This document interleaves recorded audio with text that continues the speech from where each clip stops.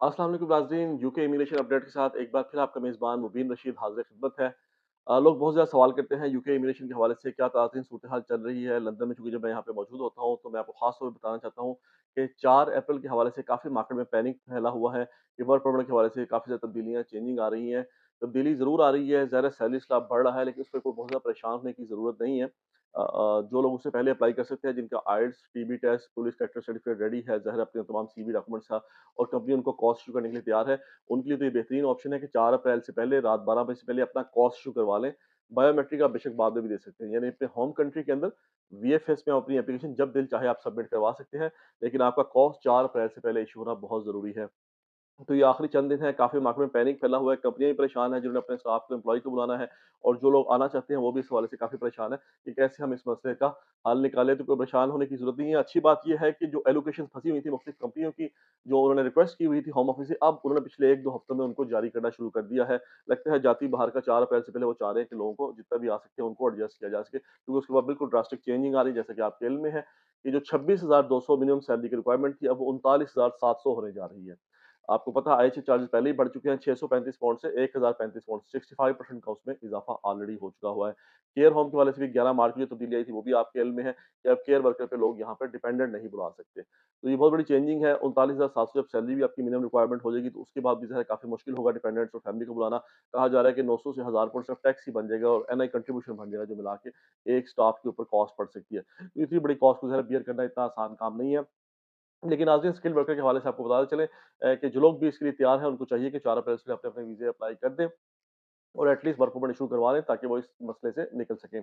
और जहाँ तक कंपनियों के हवाले से बात है नाज़रीन, कुछ लोग परेशान हैं कि यहाँ जो लोग खास तौर पर आए हैं यूके में, उनको कंपनियों के हवाले से डाउट है कि पता नहीं कंपनी ज़्यादा अरसा सर्वाइव करेगी कि नहीं करेगी, या कुछ कंपनियाँ बंद हो रही हैं, 60 डेज़ का नोटिस जारी हो रहा है, तो उस हवाले से ज़्यादा परेशान होने की ज़रूरत नहीं है। खास तौर पे यूके के अंदर होते हैं, तो जो आपने बेशक 1 साल उस कंपनी में काम किया, उसके बाद कंपनी का कोई इश्यू आ गया या आपने उस कंपनी को छोड़ दिया, तो आपका वो 1 साल काउंट होता है। आप 4 साल दूसरी कंपनी में काम करेंगे, तो आपका 5 साल का टाइम पीरियड पूरा हो जाएगा। और 60 डेज़ नोटिस के दरमियान आप लीगल होते हैं। आपने अपना लीगल स्टेटस यानी 3 सी को ब्रेक नहीं होने देना।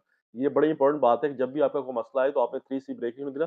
आप कोई भी एप्लीकेशन एफएलआरओ की, फी वेवर की डाल सकते हैं, ताकि आपका 3 सी ब्रेक ना हो। ये बड़ा इंपॉर्टेंट है, ताकि आप किसी और कैटेगरी, किसी और कंपनी में स्विच ओवर हो सकते हो। और 60 दिन का भी एक रीज़नेबल टाइम है जिसमें आप स्विच ओवर कर सकते हैं किसी भी दूसरी कंपनी में। ख़ास तौर पे जब आप यूके के अंदर हो, तो आपके लिए बड़ा आसान है आप स्विच ओवर करना। ज़ाहिर है एम्प्लॉयर आपको फेस टू फेस देख सकता है, आपका 2-3 दिन काम चेक कर सकता है, 1 महीना आपको टेस्ट कर सकता है, आपको पार्ट टाइम रख सकता है, ताकि आप उसके सिस्टम में एडजस्ट हो और आपको उसको लगे कि आप ऑनेस्ट हैं, मेहनती हैं, तो क्यों नहीं आपको वो काम देगा। ये 2 चीज़ें बड़ी इंपॉर्टेंट है नाज़रीन यूके में, याद रखिए जब ऑनेस्टी से काम करें और मेहनत से काम करें, तो हर एम्प्लॉयर को, हर मालिक को एक ऐसे जेन्युइन बंदे की ज़रूरत होती है। हमारे लोग हरड्रामे भी करते हैं और फिर चाहते हैं कि उन्हें काम भी उसी लेवल का मिले, उस वजह से मुश्किलात में इज़ाफ़ा होता है। इसी वजह से इंडियन हमारे छाते जा रहे हैं, मार्केट के अंदर तमाम पोज़ीशन में काम करें, हम पाकिस्तानी जो है, इस मामले में बहुत पीछे जाते जा रहे हैं। नाज़रीन, 4 अप्रैल के हवाले से एक और गुड न्यूज़ ये है कि अब आप पार्ट टाइम जिस कंपनी में आप आए हैं, वर्क परमिट पे आए हैं, अक्सर लोग कहते हैं क्या हम सिर्फ़ उसी कंपनी में काम कर सकते हैं या किसी और कंपनी में? तो इसका बड़ा इंपॉर्टेंट जवाब है कि आप दूसरी कंपनी में भी काम कर सकते हैं। 4 अप्रैल से उन्होंने अलाउ कर दिया कि आप जितनी देर मर्ज़ी दूसरी कंपनी में भी काम करें। यानी आप 40 घंटे पर वीक एक कंपनी में काम करें, जिस पे आप वर्क परमिट पे आए थे, साथ आप 20 घंटे एक और कंपनी में काम करें।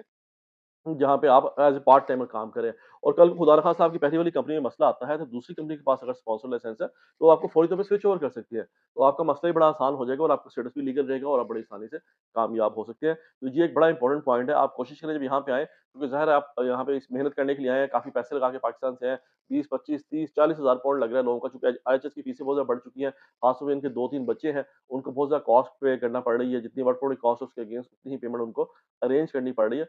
उन लोगों को चाहिए, खासतौर पर उनके जो डिपेंडेंट हैं, यानी अगर फीमेल मेल एप्लीकेंट है, कोशिश यही करें फीमेल मेल एप्लीकेंट हो, जो डिपेंडेंट है हस्बैंड, उसको फुल टाइम वर्क अलाउ होगा, वो कहीं भी काम, जॉब, बिज़नेस कर सकता है। तो दोनों मिलके अगर आप काम करते हैं, तो बड़ी आसानी से आप अपने अखराजात को मीट कर सकते हैं और अपना स्टेटस क्लियर कर सकते हैं और 5 साल बाद आप इंडेफिनिट लेके ब्रिटिश पासपोर्ट ले सकते हैं। तो ये सबसे बेस्ट और आसान रूट है जिसके ज़रिए आप यहाँ पर आ सकते हैं। एक और चीज़ स्टूडेंट्स के हवाले से काफ़ी पैनिक है, जो स्टूडेंट्स यहाँ पे पीएसडब्ल्यू पे हैं या जिन्होंने डिग्री मुकम्मल कर ली है या जिनका कैश टाइम पूरा हो चुका है और अपनी डिग्री का वो वेट कर रहे हैं, उन लोगों के पास भी बेहतरीन ऑप्शन है कि वो जल्द अज़ जल्द 4 अप्रैल से पहले अगर वीज़ा स्विच ओवर कर सकते हैं, तो स्विच कर लें, क्योंकि वो विदिन कंट्री ऑलरेडी है। उनके पास सैलरी स्लैब हाई हो जाएगा। अगर ख़ासतौर उनके डिपेंडेंट्स हैं, बीवी-बच्चों के साथ वो यहाँ पर आए हैं, तो उनके लिए भी ज़रूरी है कि वो अपना पीएसडब्ल्यू या स्टडी से अपना स्टेटस अगर चेंज कर सकते हो, तो वर्क परमिट करवा लें, क्योंकि उसके बाद सैलरी स्लैब बहुत हाई हो जाएगा और बड़ा मुश्किल हो जाएगा सर्वाइव करना।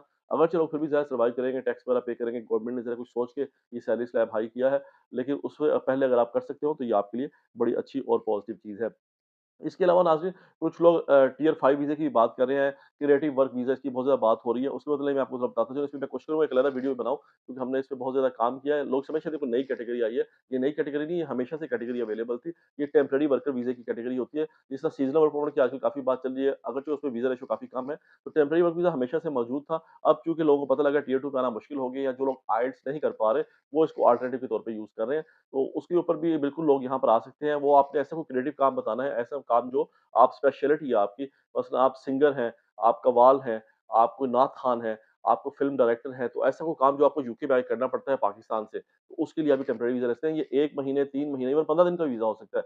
लेकिन ये एक्सटेंडेबल वीज़ा होता है, 1 साल तक आप इसको एक्सटेंड कर सकते हैं, ख़ास तौर पे जब आप यूके के अंदर मौजूद हो। यही इस वीज़े की अच्छी बात है, जिस पे आप यहाँ पे उसकी फ़ीस भी बड़ी कम है, £244 आपको यहाँ पे फ़ीस जो टियर 5 इश्यू कराने की होती है, £295 जो आपको पाकिस्तान से उसको अप्लाई करना है, उसमें कोई आईएचएस चार्जेस भी नहीं है, तो ये एक अच्छी बात है। उसके अलावा आयरलैंड के अंदर भी लोग जा रहे हैं, वहाँ पर आईएचएस चार्जेस नहीं है, उसपे मैं पहले वीडियो बना चुका हूँ। आप वो देख सकते हैं, जो लोग यहाँ से नहीं जा सकते, वो आयरलैंड जाके अपना कर सकते हैं। वहाँ वर्क परमिट की जर्मन गुंजाइश मौजूद है, जर्मन जॉब्स अवेलेबल है आयरलैंड के अंदर, तो आप उसपे भी काम कर सकते हैं।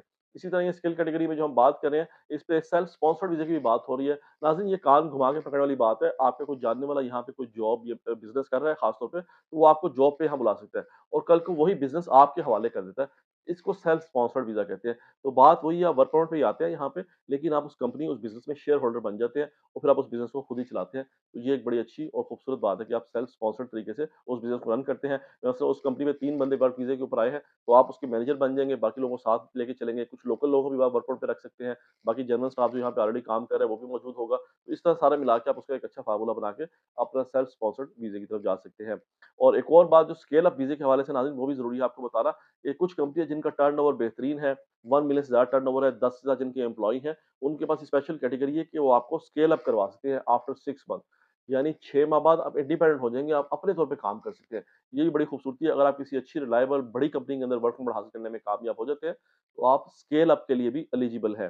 स्केल अप का मतलब ये है कि आप 6 माह बाद आज़ाद हो जाते हैं, इंडिपेंडेंट हो जाते हैं, सेल्फ स्पॉन्सर्ड हो जाते हैं, कि आप खुद जहाँ मर्ज़ी काम करें और उसी स्टेटस को आपने रेगुलरली बरकरार रखना है और आप इन द एंड इंडेफिनिट की तरफ जा सकते हैं। स्केल अप पे बहुत कम कंपनियाँ हैं, जबकि आपको पता है टियर 5 स्पॉन्सर्ड लिस्ट में तो हज़ारों की तादाद में कंपनियाँ मौजूद हैं।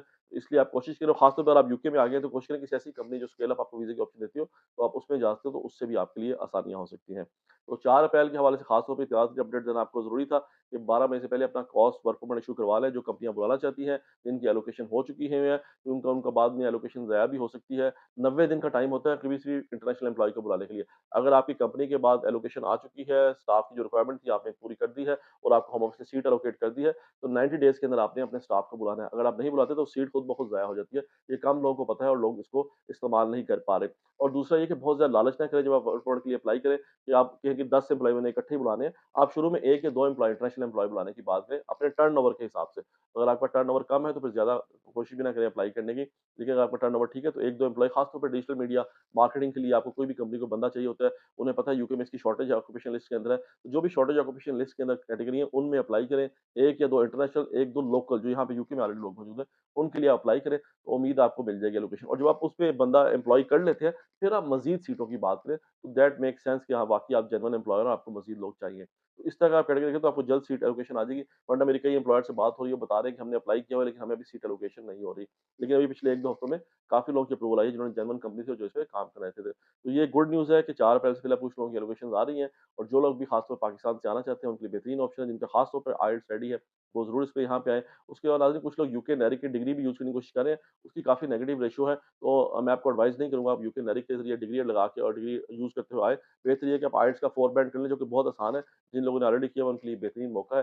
फैमिली के साथ जो यूके आके परमानेंटली सेटल होना चाहते हैं और जिनके वीज़ा चांसेस बहुत बेहतर है, वो इसमें कर सकते हैं। अच्छी बात ये है कि कॉस्ट जो है वो आजकल 3 से 4 दिनों में बेसिक कंप्लायंस करने के बाद कंपनियाँ इश्यू कर रही हैं और पाकिस्तान से भी 5 से 6 दिनों में फास्ट ट्रैक जो एप्लीकेशन है, जमा कराने पे वीज़ा लग रहा है। तो यानी अब 10-12 दिन का टोटल प्रोसेस है जिसमें आप मुकम्मल तौर पे कामयाब होके यूके में परमानेंटली आ सकते हैं। तो ये ज़रूरी अपडेट्स थी, मैंने ज़रूरी समझा आपको इस हवाले से आगाह करते हुए। तब तक के लिए अपने मेज़बान मुबीन रशीद को इजाज़त दीजिएगा। अपना ख़्याल रखिएगा। अल्लाह हाफ़िज़।